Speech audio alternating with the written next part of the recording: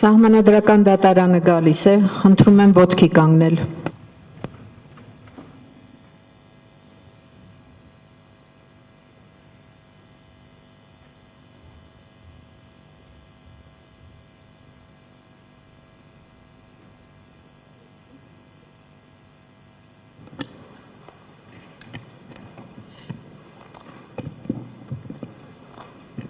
Հարցից։ Հրապարակվում է Սահմանադրական դատարանի որոշումը։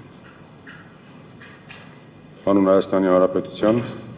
Հանրապետության Սահմանադրական դատարանը կազմով Դիլանյանի, Խաչատուրյանի, Խունդկարյանի,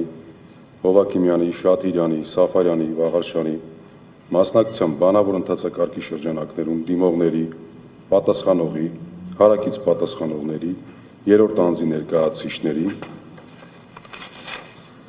Նռնբաց նիստում բանավոր ընթացակարգով քննության առնելով Ուժեղ Հայաստան կուսակցությունների դաշինքի, Միասնության թևեր կուսակցության, Դեմոկրատիա օրենք կարգապահություն կուսակցության,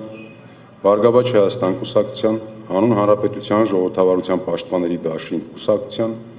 Հայաստան կուսակցությունների դաշինքի եւ Նոր ուժ ռեֆորմիստական կուսակցության դիմումների հիման վրա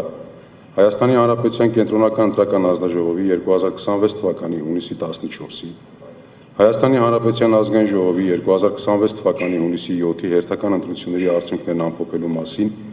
թիվ 259A որոշման հետ կապված վեճի վերաբերյալ գործը որոշեց. Առաջին.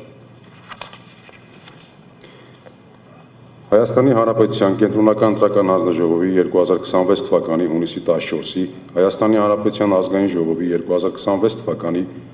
հունիսի 7-ի հերթական ընտրությունների արդյունքներն ամփոփելու մասին թիվ 259A որոշումը թողնել ուժի մեջ։